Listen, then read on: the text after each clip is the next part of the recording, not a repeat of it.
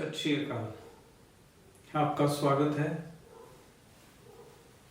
मेरे अगले लेक्चर में, जो कि हिम चद्दर, हिम टोपी या शीट ग्लेशिएशन के बारे में है। अब पिछले चैप्टर में हमने पर्वतीय या घाटी हिमनद के बारे में पढ़ा। अब हम हिम चद्दर या हिम टोपी शीट ग्लेशिएशन के बारे में पढ़ेंगे। बर्फ की चद्दरें आज के युग में, जैसे आप यहाँ देख सकते हैं, करीब 50,000 वर्ग किलोमीटर से कम क्षेत्र में फैली हुई है।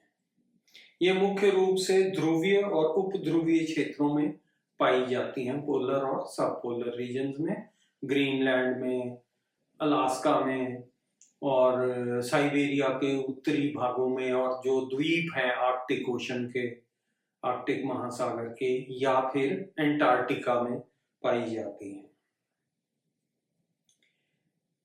तो इन्हें हिम टोपी भी कहते हैं, आइस कैप या शीट ग्लेशियर्स, चद्दर हिमनद। बर्फ की चद्दरों पर अनेक बर्फीली आकृतियां बनती हैं। पिछले हिमयुग के दौरान बड़ी संख्या में अपर्दनात्मक और निक्षेपणात्मक आकृतियां बनी थीं, और ये यूरेशिया, उत्तरी अमेरिका और दक्षिणी अमेरिका महाद्वीपों में अवशेषों के रूप में देखी जा सकती हैं। हिमनद के ऊपर बहने वाली धारा, होता क्या है, ये बहुत बड़ी एक चद्दर है, हजारों वर्ग किलोमीटर में फैली हुई है, और कुछ पानी जो पिघलता है वो ऊपर बहने लगता है। इनको हम सुपरा ग्लेशियल स्ट्रीम्स या हिमनद के ऊपर बहने वाली धारा कहते हैं। दूसरी जो बनती है, बर्फ से जो आकृतियां बनती हैं, हिम आकृतियां, वो है आइसबर्ग, हिम पर्वत। ये आइस शीट से, हिम चद्दर से बड़े बड़े टुकड़े टूट जाते हैं और उसके इर्द गिर्द के जो सागरीय क्षेत्र हैं वहां पे तैरने लगते हैं।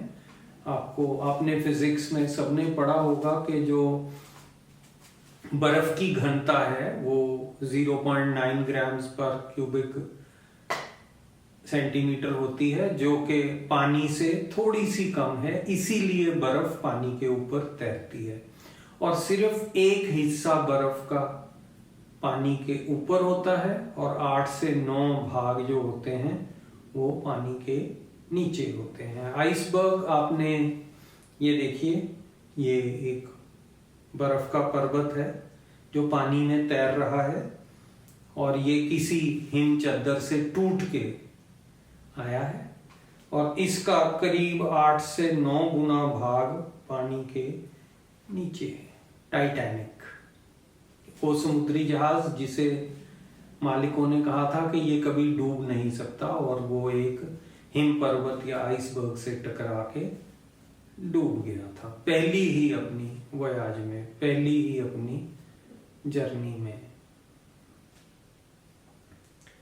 तीसरा है मॉलिन्स। अब ये जो सुपरा ग्लेशियल स्ट्रीम्स होती हैं, हिम चद्दर के ऊपर बहने वाली धाराएं, ये कहीं ना कहीं ग्लेशियर में छिद्र कर लेती हैं और उसके नीचे चली जाती हैं। इन छिद्रों को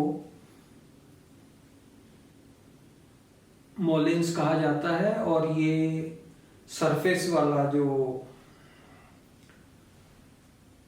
धारा होती है वो उसको भूमिगत धाराओं से जोड़ देते हैं, तो इन छिद्रों को मॉलिन्स कहते हैं। उसके बाद आ गया उप हिमनद धाराएं। अब हिमनद के नीचे भी, यहां देखिए, ये पूरा हिमनद है, और यहाँ एक गुफानुमा वो है बर्फ के अंदर, जहां से एक धारा बह रही है और पानी यहाँ आके निकल रहा है। इन्हें उप हिमनद, हिमनद के नीचे बहने वाली, पर पूरे नहीं, बीच बीच में ये गुफा खोखली कर लेती हैं और उसमें से चल चल के उसके अंत तक पहुंच जाती हैं। ये टर्मिनल मोरेन है यहाँ पे।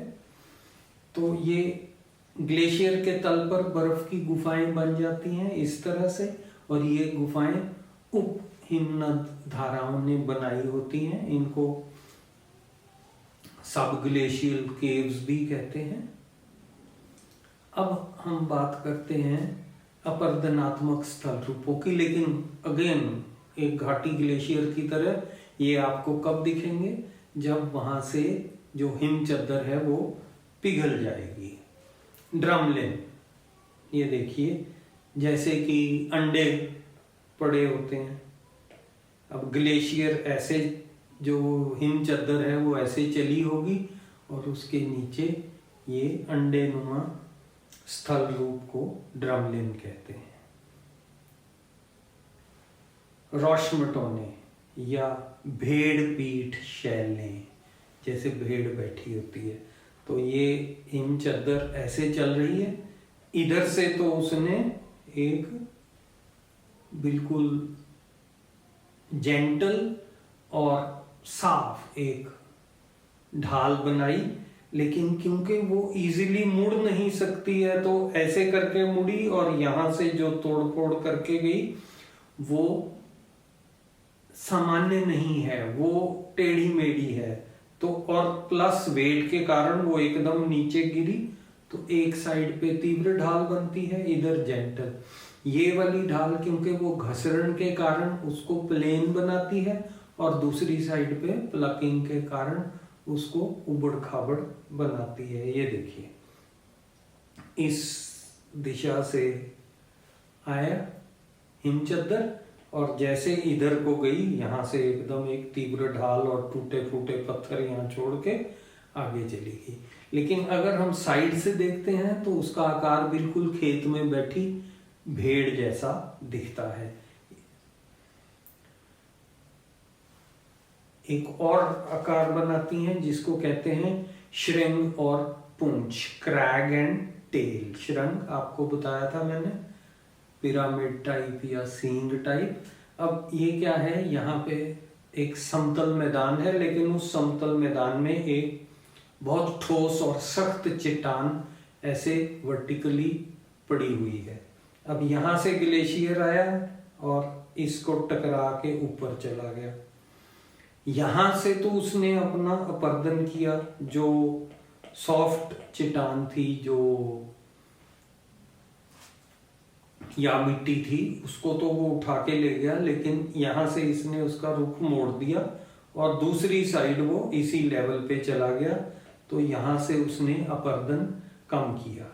ये देखिए इधर से आया, ऐसे करके ऐसे चला गया। इसको श्रिंग और पूंछ या क्रैग एंड टेल कहते हैं। हिमनदीय धारियां, स्ट्राइएशंस, ग्लेशियल स्ट्राइएशंस, कोई चट्टानों में ऊपर से जब एक बहुत बड़ी हिमचद्दर निकली, जो उसके अंदर पत्थर थे उन्होंने पूरी ऐसे धारियां बना दी हैं। साउथ अफ्रीका में आपको ये अक्सर, अब वहाँ कोई ग्लेशियर नहीं है, ये हिम युग की हिम धाराएं हैं, धारियां हैं, और ऐसे पत्थर आपको मिलेंगे। अब निक्षेपित स्थल आकृतियों के बारे में थोड़ा पढ़ते हैं। निक्षेपण, डेपोजिशन। तो सबसे पहले हिमोड। हिमोड आपने घाटी हिमनद में पढ़ा, वही चीज है, कंकड़ पत्थर जो, और लेकिन यहाँ पे एक अंतिम हिमोड होता है, क्योंकि वो एक बहुत विशाल चद्दर है। जहां पे वो चद्दर पिघली वहां पे एक अंतिम हिमोड बनेगा, और जब वो पूरी चद्दर खत्म हो गई तो वहां पे तलसत हिमोड या ग्राउंड मोरेन बनेगा, क्योंकि बर्फ पिघल गई और उसमें जो भी सामग्री थी वो नीचे बैठ गई। तो इस का एक हिस्सा है एस्कर। एस्कर क्या है जी?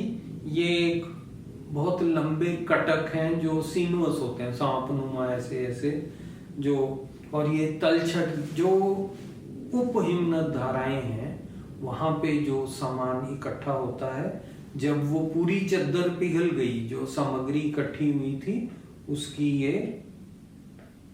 ये देखिए सांपनुमा कटक बन जाते हैं। इन्हें घुमावदार से होते हैं ऐसे ऐसे, इन्हें हम एस्कर कहते हैं।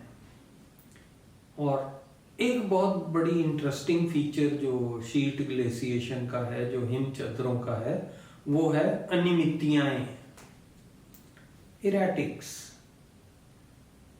अब उत्तरी अमेरिका में कई जगह पे आपको बहुत विशालकाय